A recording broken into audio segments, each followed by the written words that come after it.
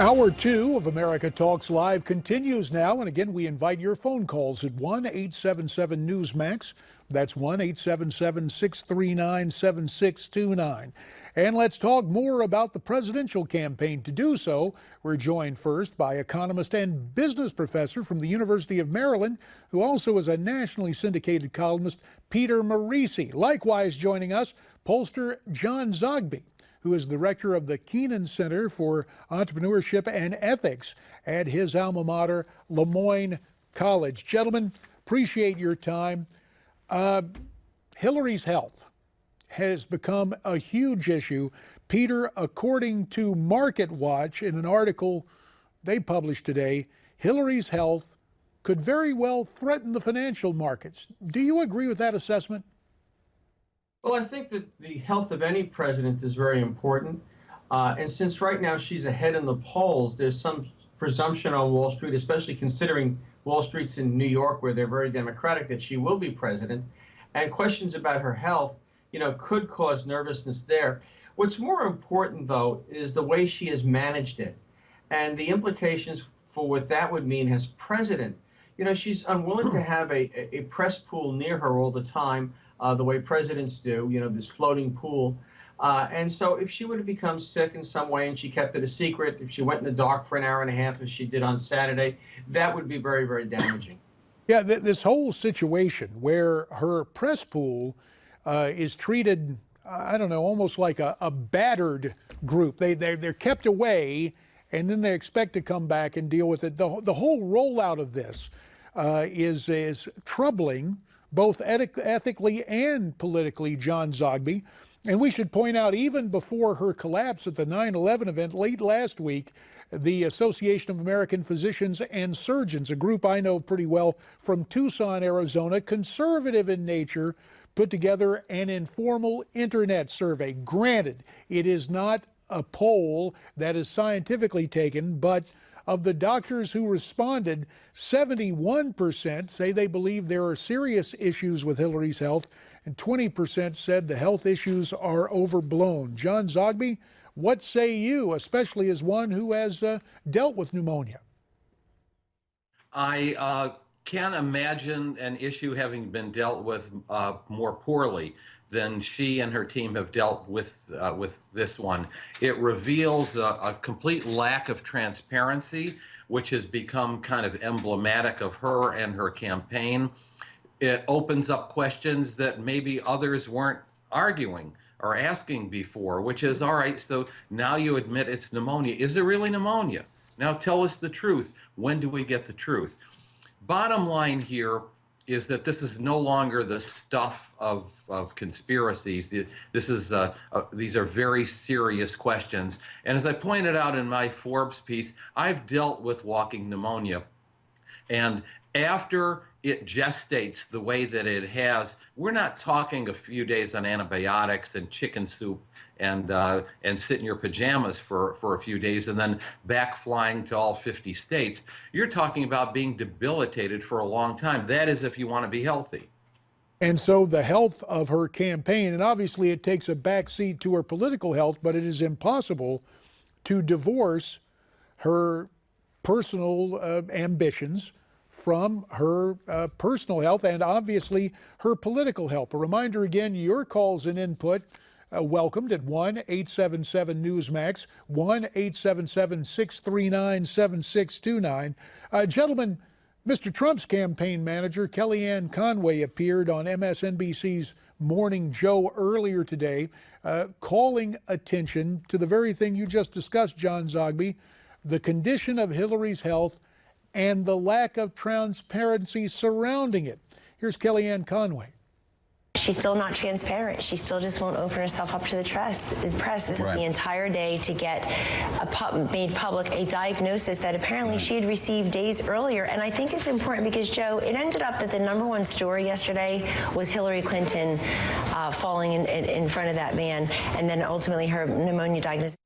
And gentlemen, I don't mean to presume or assume, but chances are you have seen that shocking video from yesterday when she was put into that van. Let's stipulate none of us are medical professionals, though we may have suffered illnesses, as John pointed out, with pneumonia. Peter, when you looked at that, the herky-jerky motion as if her motor skills are gone, and we see it right here, what was your reaction? Mine sure wasn't pneumonia.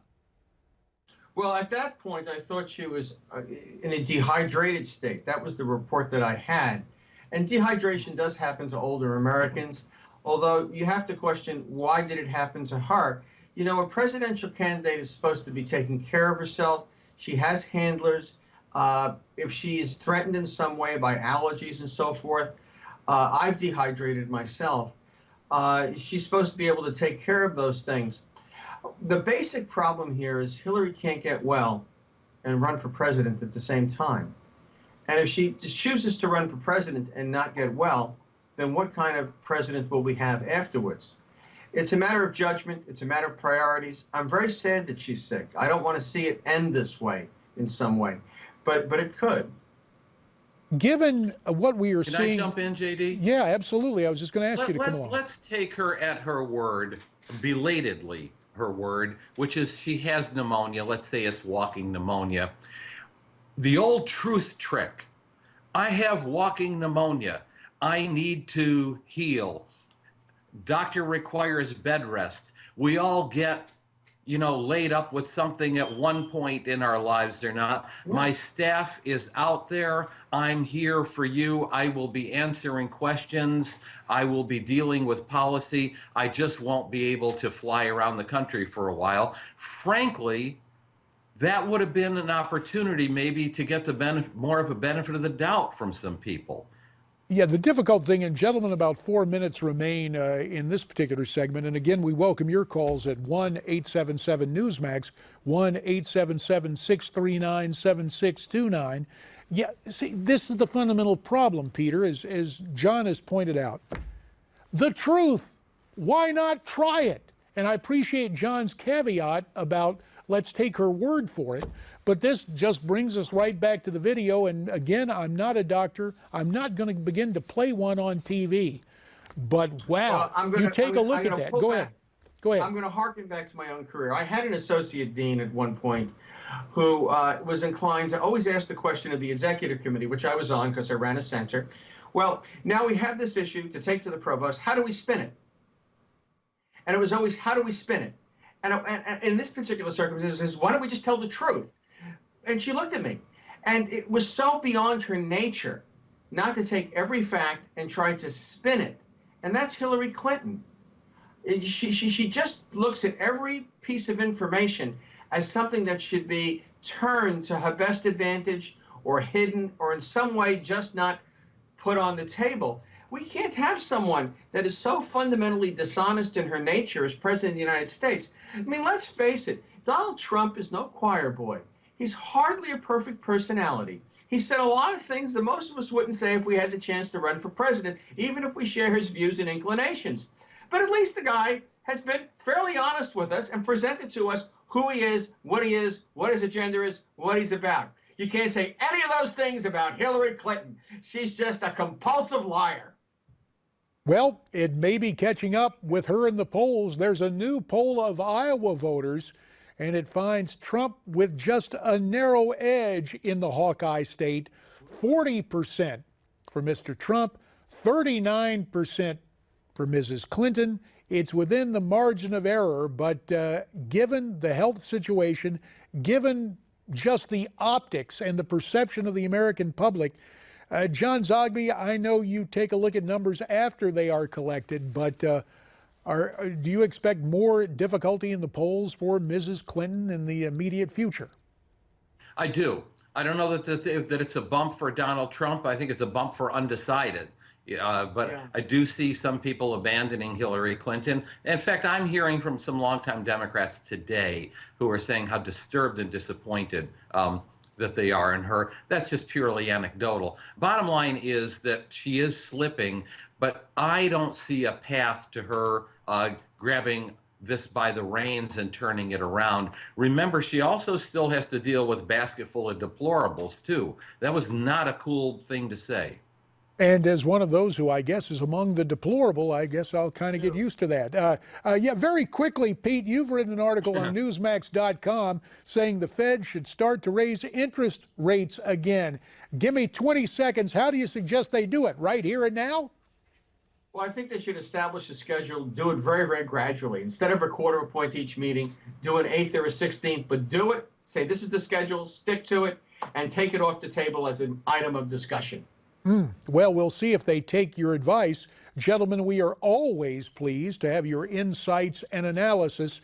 Peter Morici from the University of Maryland, John Zogby from Lemoyne College, and today from Utica, New York. Gents, thanks so much. Sure.